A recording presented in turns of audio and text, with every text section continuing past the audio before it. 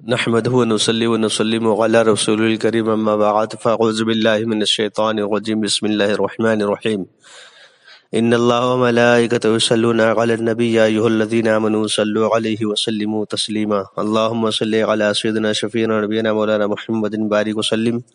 صلاۃ والسلام علیک یا رسول اللہ صلی اللہ علیہ وسلم۔ سامعین کرام، ناظرین کرام، السلام علیکم ورحمۃ اللہ وبرکاتہ۔ حضرات محترم، کل میں نے بات کیا تھا کہ جنات کے بارے میں ہمیں کیسا عقیدہ رکھنا چاہیے۔ حضرات، آج ہم بات کریں گے قرآن عظیم اور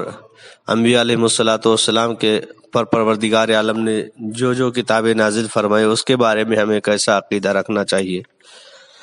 قرآن تو ایسا مقدس کتاب ہے جس کے بارے میں کوئی شک و شبہ کی گنجائش نہیں ہے، کیونکہ قرآن نے پہلے ہی پارے کے جب اسٹارٹنگ آپ سورہ بقرہ پڑھیں گے تو اللہ نے قرآن میں ارشاد فرمایا الف لام میم ذالک الکتاب لا ریب فیہ، ذالک الکتاب لا ریب فیہ، وہ بلند رتبہ کتاب جس میں کوئی شک کی جگہ نہیں۔ حضرات محترم،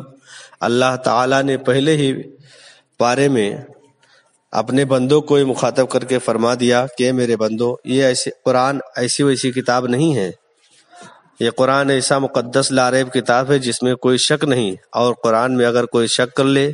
تو سمجھو اس کا دین خراب ہو جائے گا، اس کا ایمان خراب ہو جائے گا، اس کا اسلام خراب ہو جائے گا۔ حضرات محترم، آئیے ہم بات کریں گے قرآن عظیم کے تعلق سے۔ تو اللہ تعالیٰ نے جتنے صحیفے اور کتابیں آسمان سے نازل فرمائی ہیں سب حق ہیں اور سب اللہ تعالیٰ کا کلام ہے۔ ان کتابوں میں جو کچھ ارشاد خداوندی ہوا وہ سب حق ہیں اور سب پر ہمیں ایمان لانا ضروری ہے اور ان کو ماننا ضروری ہے۔ کسی ایک کتاب کا انکار کفر ہے۔ اللہ تعالیٰ نے جتنی کتابیں نازل فرمائی کسی ایک کتاب کا انکار انسان کے لیے کفر ہے۔ اللہ اکبر۔ ہاں، البتہ یہ حقیقت ہے کہ اگلی کتابوں کی حفاظت اللہ تعالیٰ نے امت کے سپرد فرمائی تھی، مگر امتوں نے ان کتابوں کی حفاظت نہ کی، بلکہ شرعی لوگوں نے ان کتابوں میں اپنی خواہش کے مطابق کمی بیشی کر دی۔ لہٰذا جب کوئی بات ان کتابوں کے ہمارے سامنے پیش ہو تو وہ اگر قرآن مجید کے مطابق ہو تو ہم اس کی تصدیق کریں، اس کو مانیں، اور اگر وہ قرآن کے مخالف ہو تو ہم اس کو یقین نہ کر لیں، بلکہ یہ سمجھے کہ یہ شرعی لوگوں کی تحریف ہے، انہوں نے گھٹا بڑھا دیا ہے، اور ہم اس بات کو رد کر دیں گے۔ اور اگر مخالفت یا موافقت کچھ بھی معلوم نہ ہو تو یہ وہ حکم ہے کہ ان کی باتوں کو ہم تصدیق کریں، ان کی باتوں کی نہ تصدیق کریں نہ تکذیب کریں،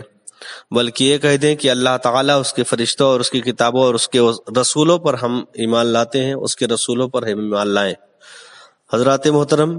اسی طرح اللہ تعالیٰ نے قرآن میں ارشاد فرمایا کہ انا نحن نزلنا الذکر وانا لہ لحافظون، بے شک ہم نے قرآن اتارا اور یقیناً ہم خود اس کے نگہبان ہیں۔ اس لیے قرآن مجید میں کوئی کمی بیشی کرے یہ محال ہے۔ جو یہ کہے کہ قرآن مجید میں کسی نے تحریف کر دیا، کسی نے کم کر دیا، کسی نے زیادہ کر دیا یا رد و بدل کر دیا ہے تو ایسا انسان اسلام سے خارج ہو جائے گا، ایسا انسان مسلمان نہیں رہ جائے گا۔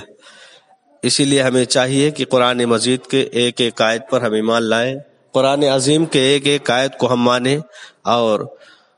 قرآن کا سب سے بڑا اعجاز تو یہ ہے کہ اگلی کتابیں صرف نبیوں ہی کو یاد ہوا کرتی تھیں، صرف انبیاء علیہ الصلوۃ والسلام کو یاد تھیں، لیکن قرآن کا یہ اعجاز ہے، یہ ہمارے نبی صلی اللہ علیہ وسلم کا اور قرآن کا معجزہ ہے کہ قرآن مجید کو مسلمان کا بچہ زبانی یاد کر لیتا ہے۔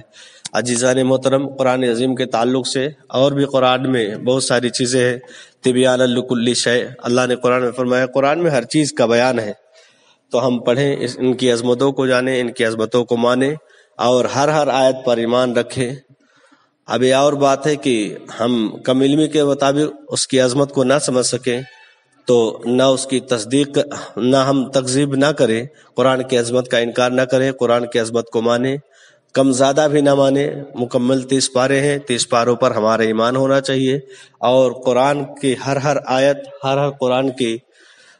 قرآن کا ہر پارہ سچا ہے، اس کے حکام سچے ہیں، اور جس رسول پر اللہ تعالیٰ نے قرآن نازل کیا وہ رسول بھی سچے ہیں۔ تو ہمیں چاہیے کہ قرآن پر ایمان رکھیں، سامعین کرام سے گزارش ہے کہ ہمارے اس چینل کو سبسکرائب کریں، بیل آئیکن کے بٹن کو دبائیں، شیئر کریں تاکہ زیادہ سے زیادہ لوگوں تک